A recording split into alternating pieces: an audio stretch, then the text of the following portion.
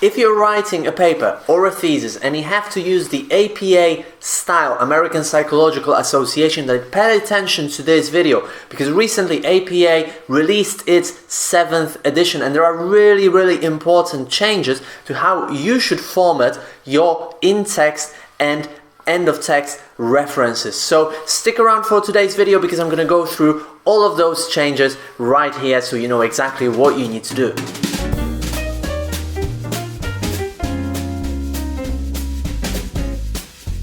If you're new here, my name is Marek Kiczkowiak and I run Academic English Now, where I help university students and researchers write better theses and papers. If you want more videos like this and if you're interested in APA, then definitely hit that subscribe button and that bell button, because I've made other videos where I go through APA changes to style and also APA changes to formatting so that you know exactly how you need to write your thesis or paper. But in this video, let's just dive into the changes to in-text citation and then changes to the reference list or the bibliography, because they are really important.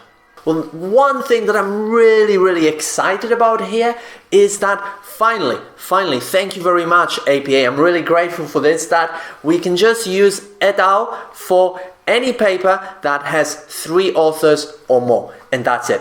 Previously there were other rules that if the paper had up to 5 authors, the first time you mentioned them you had to mention all the authors and all these different rules to make our life difficult. But thanks APA, now it's much easier, much more user-friendly. Whenever you have 3 or more authors, you just say Kiczkowiak et al. And that's it. Now, when it comes to the reference list, there are other really important changes. First of all, the place of publishing is no longer required, and I think this is an excellent change because so many books now are just published online or are just published in several different cities. So you had previously the situation where a book was published in New York and London and maybe Beijing as well, and now you simply give the name of the publisher and you don't have to put the place where the book was published. So I think that's a really good change that's going to make your life easier.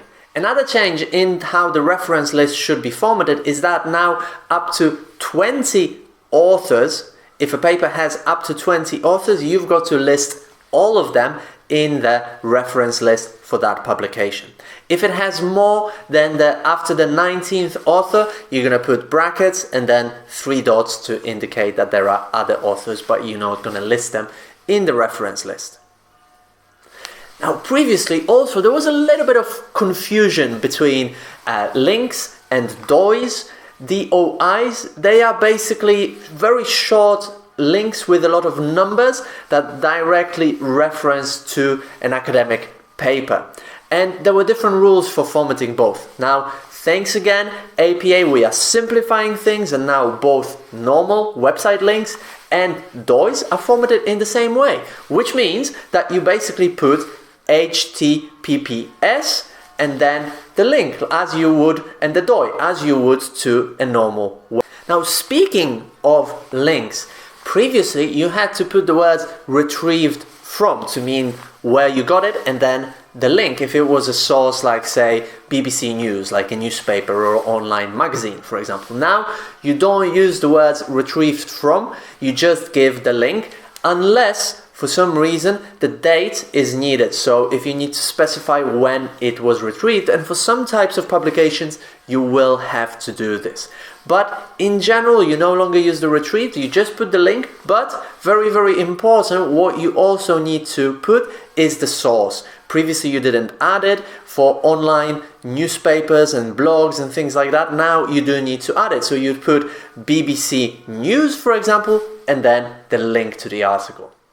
And finally, one really nice change, and I think kind of a recognition that so many publications are now completely online, books that we read are completely online and e-format, is that you no longer need to put the version of the ebook that you read. So previously in square brackets you would put something like Kindle edition, for example. Now that's no longer needed, so you don't need to worry about it. So these were some of the most important changes to the in-text references and also to the list of references or to the bibliography. Obviously, I didn't have time to go through all of them, but APA has on its website really clear examples that you can check out, and I put the link right below here. And I think a lot of these changes are really good because they're simply simplifying the process of referencing, which I think is excellent. Now, if you want to dive in deeper to academic writing and find out how to write an excellent paper or thesis step by step, then check out my academic writing mastery program, which is linked right below this video.